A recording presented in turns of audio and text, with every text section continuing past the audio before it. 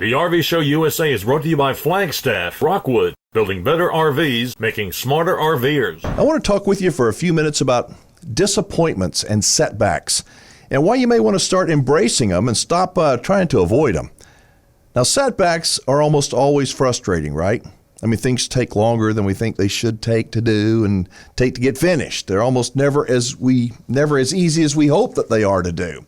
I mean, when you're working on your RV, your car, or maybe doing some things around the house, it seems that, multiple trips to the store are almost always the case, right? At least that's the way it is for me. Anyway, I confess I do get frustrated when those proverbial roadblocks get in the way. It's like, shouldn't there be an easy way to learn a valuable lesson?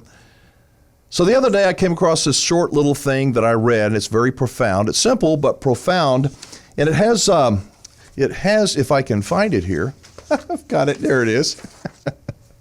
It has, I think, a very powerful message for you folks who are trying to look for the easy way to do things. I want to go ahead and read it. It says, the author says, it will be a long time before I spell handkerchief incorrectly. That's because in third grade, I lost the entry round of the spelling bee to my friend Elisa because I got it wrong. Who knew there was a D in handkerchief? Now I know where I keep my thermos. It's in my house. I spent 20 minutes looking for it the other day and failed. A few days later, I came across it. Because of the previous challenge of missing it, my brain was on high alert when it finally appeared. That's how we learn most of the foundational things we know and remember and care about. Not through exposure, but through effort and failure.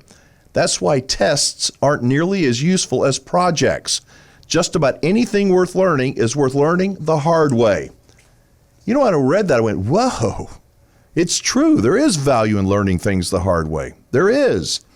Now, that doesn't mean go out and make something difficult if there's a, more logical, easier way to do it. It just means that when we struggle, when we stretch, and yes, when we get frustrated, all those things are a part of the process, I guess, the process of gaining knowledge.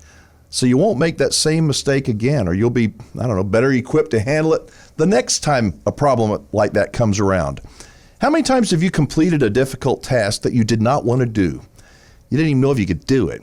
Wasn't there a great feeling of satisfaction when you were finished? Satisfaction in knowing that you did something that you didn't think you could do. When it comes to your RV, there are things that will break. That's just a fact.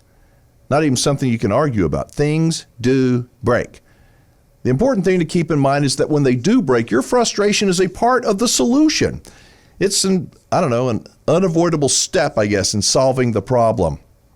To take your RV to the dealer, every time something breaks, something happens, when you can do the repair yourself is not only costly, but you're denying yourself of the experience of learning how to fix it. The pride you feel, that satisfaction you're going to get when you complete a project that seems difficult. That's the payoff. That's where the value of the experience comes in.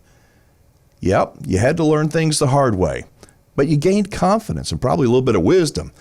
And the next challenge, the next obstacle won't seem quite so difficult. It may not be a bad idea to remember the words of the writer that I was just reading when he said just about anything worth learning is worth learning the hard way.